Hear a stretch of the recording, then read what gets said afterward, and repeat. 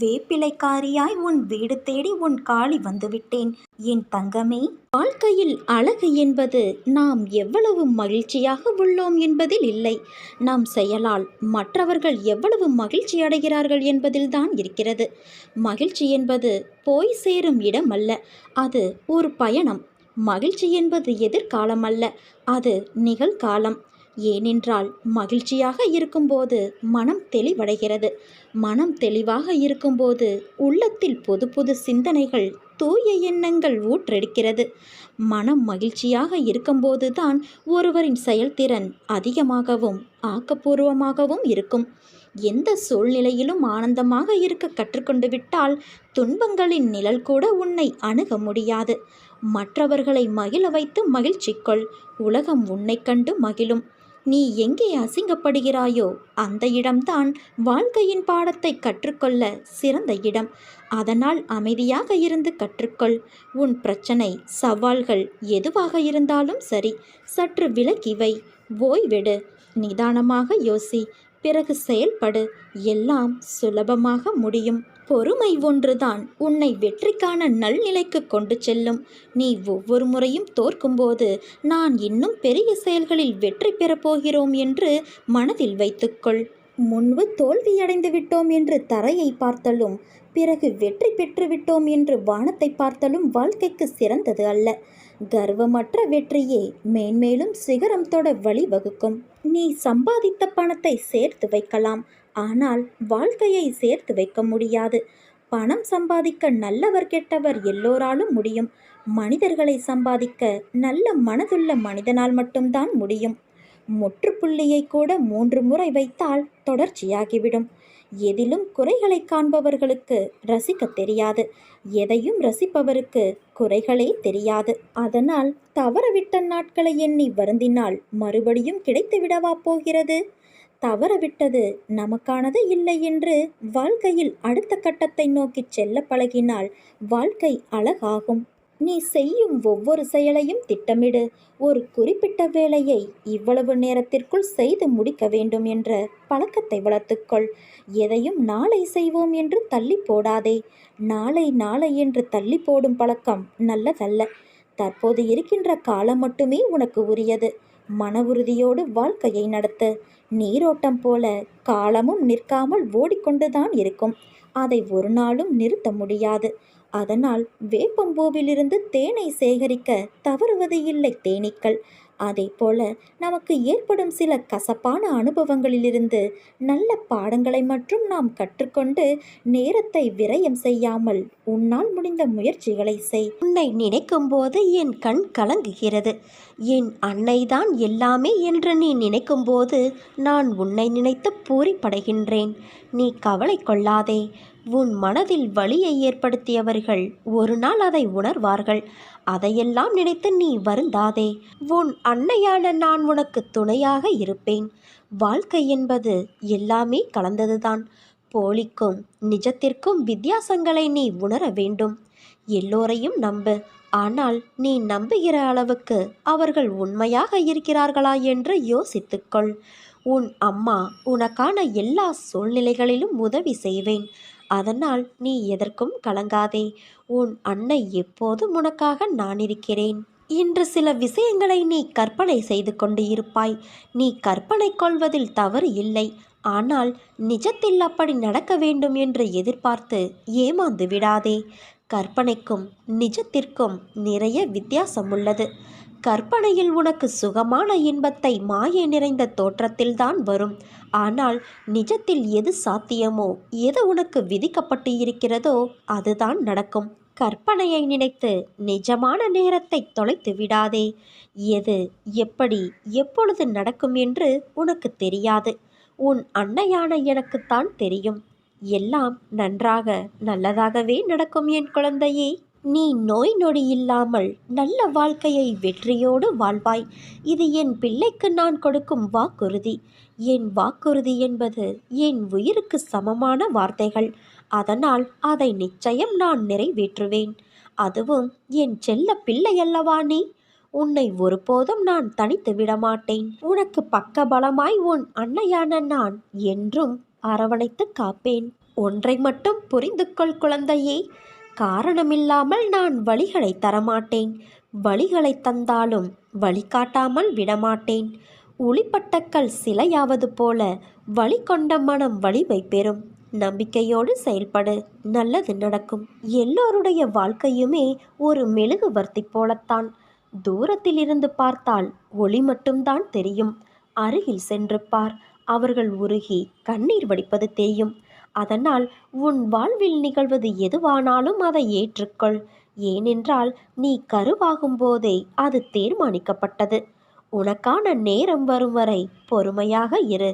தேங்கி கிடக்கும் குட்டைதான் கல்லெறிந்தால் கலங்கும். ஓடும் நதி கலங்குவது இல்லை.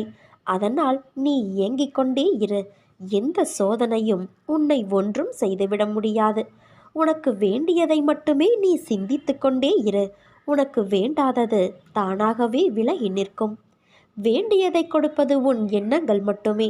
அன்னப்பறவை போல எண்ணத்தை தெளிவாக வைத்திருந்தால் வெற்றி நிச்சயம். மாபெரும் வெற்றி உன் அருகில் இருக்கிறது. என் வாக்கை நம்பு. உன் வாழ்வு நலமாகப் போகிறது குழந்தையே. மனதில் இருக்கும் விஷயங்கள்தான் முகத்தில் பிரதிபலிக்கும். இன்று உன் முகத்தை பார்க்கையில் உன் மனதில் உன் கனவுகள் ஈடேறுவதைக் கண்டு நீ மகிழ்ச்சி அடைவதை பார்க்க முடிகிறது. உன் மனதில் என்ன சிந்தனைகள் இருந்தாலும் அவற்றை என்னிடத்தில் ஒப்படைத்துவிட்டு நீ அமைதியாக இரு. உன் மனம் உனக்கு நேர்மறையாகவும் உன்னை வெளியில் சித்தரிக்கும். உன் மனதிற்குள் எதிர்மறையாகவும் சாயலை வெளிப்படுத்தும். உன் மனதை ஒரு கோட்டில் வைத்துக்கொள். இன்பம் என்ற கோட்டின் மேல் பக்கத்திற்கு நீ சென்றாலும் நடுநிலையை மறவாதே. துன்பம் என்ற ஒன்று வரும்போதும் கோட்டிற்கு கீழ் உள்ள பக்கத்திற்கும் செல்லாதே. வாழ்க்கையில் நடுநிலையை கடைபிடித்து வாழ்பவர் நிச்சயம் ஒரு உயர்ந்த இடத்தில் இருப்பார்கள். வாழ்க்கையை நடுநிலையாய் கொண்டு செல்வதில் எந்த தவறும் இல்லை. ஆனால் நீ யோசிக்கும் விஷயங்களில் நடுநிலையை எதிர்பார்க்காதே. இப்படி இருக்க வேண்டும் என்ற எண்ணத்தை உன் மனதிற்கு உனக்காக வைத்துக்கொள். அதை வெளியில் தேடினால் நீதான் வீணாக எதிர்பார்த்து ஏமாந்து போவாய். எதிர்பார்ப்பின் விளைவே நிறைய விஷயங்களின் பிரச்சனைகளுக்கான காரணம். அதை நீ செய்யாதே குழந்தையே. உன் மனம் நிம்மதி இழந்து போவதற்கு நீயே இடம் கொடுக்காதே. உனக்கு நல்லது என்னதோ அதை மட்டும்தான் உன் அன்னையான நான் செய்வேன். எனக்கு இவர்கள் அவர்கள் என்ற பேதம் கிடையாது. உனக்கானது என்னிடத்தில் பொக்கிசமாக இருக்கிறது. அதற்கான நேரத்தில் நிச்சயம் அது உன்னை வந்து சேரும். கொஞ்சம் பொறுமையாக நம்பிக்கையோடு காத்து கொண்டிரு. பிறரை ஒப்பிட்டு பார்த்து உன் சுய மதிப்பை நீ இழந்து போகாதே. எல்லோரும் மனிதர்கள். ஆனால் ஆற்றல்களும் அவரவர் குணங்களும் செயல்பாடுகளும் வேறு. அவர்களின் வாழ்க்கையில் கர்மாக்களின் பங்களிப்பு ஒவ்வொருவருடைய வாழ்க்கையிலும் வேறுபடும். அதனால் வேண்டாததை யோசித்து உன் மனதிலும் புத்தியிலும் மாசை நிரப்பாதே. எல்லாம் உன்னை வந்து சேரும் என் குழந்தையே. நீ எதற்கும் கலங்காதே. உனக்கு எது தேவை, எது நல்லது என்பது எனக்கு நன்றாக தெரியும். உனக்கு எதை அளிக்க வேண்டும், எதை அளிக்கக்கூடாது என்பதை நானே தீர்மானித்துக் கொள்வேன். என் பக்தர்களின் ஒவ்வொரு செயலும் வாழ்க்கையின் ஒவ்வொரு நிகழ்ச்சியும் என்னாலேயே கவனிக்கப்பட்டும் உருவாக்கப்பட்டும் வருகிறது. என்னிடம் பூரண சரணாகதியடைந்த பக்தர்களின் எல்லா பொறுப்புகளையும் நானே முன்னின்று நடத்தி காட்டுவேன். நீ நம்பிக்கையோடு இரு என் குழந்தையே. பிரார்த்தனை நல்லதுதான். அது பக்தியை அதிகரிக்கச் செய்யும். ஆனால் நடந்த சம்பவங்களை எடுத்துக்கொண்டால் தன் பக்தனுக்கு எது நன்மையோ அதை மட்டுமே நான் அளித்துள்ளேன். பிரார்த்தனைகளை விடுத்து என்னிடம் பூரண சரணாகதியடைந்துவிடு. மற்றவற்றை உன் அன்னையான நானே பார்த்து கொள்கிறேன். பயணத்தை நினைத்து வருந்தாதே. பாதையை நினைத்து கலங்காதே. முக்காலமும் நானே உன் துணை. என் ஆசிர்வாதங்கள் என்றும் உன்னோடு இருக்கும். உன் கரம் பற்ற நான் இருக்கும் பொழுது நீ எங்கனம் வீழ்வாய்? உன் வாழ்க்கை சக்கரத்தை சுழற்றுபவள் உன் அன்னையான நான் அல்லவா?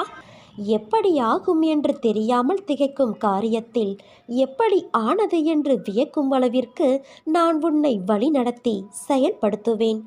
எல்லாம் சரியான நேரத்தில் உன்னிடம் வரும். பொறுமையோடும் நம்பிக்கையோடும் இரு. எல்லாம் சாத்தியமாகும். ஏன் இப்படி உன்னை நீ கடுமையாக வருத்திக் கொள்கிறாய்? நீ இப்படி உன் உடலை வருத்தி கொண்டு என்னை வழிபட வேண்டாம். நான் உனக்கு துணையாக உன்னுள்ளேயே இருக்கிறேன். அப்படி இருக்கையில் நீ படும் துயரங்களை நான் அறிய மாட்டேனா? நான் உன் வேண்டுதலை என்றும் அலட்சியப்படுத்தியது இல்லை. ஆனால் நீ இப்படி உன்னை வருத்தி கொள்வதை என்னால் தாங்கிக் கொள்ள முடியவில்லை. நீ இப்படி வருத்தித்தான் உன்னை சூழ்ந்துள்ள துயரங்களான திரும்பிய திசையில் எல்லாம் ஏமாற்றம், துரோகம், வஞ்சகம், ஏழ்மை, இன்னும் பல வழிகளும் துயரங்களும் நீங்க வேண்டி நீ முழுமையாக நம்பும் உன் அன்னையான என்னை எண்ணி வேண்டிக் கொள்கிறாய். அம்மா சொல்வது சரிதானே? உன் மனதில் இருப்பதை நான் அறிவேன். உன்னை சூழ்ந்துள்ள துயரங்களிலிருந்து தப்பிப்பது எப்படி என யோசித்து தூக்கம் வராமல் தவிக்கிறாய்.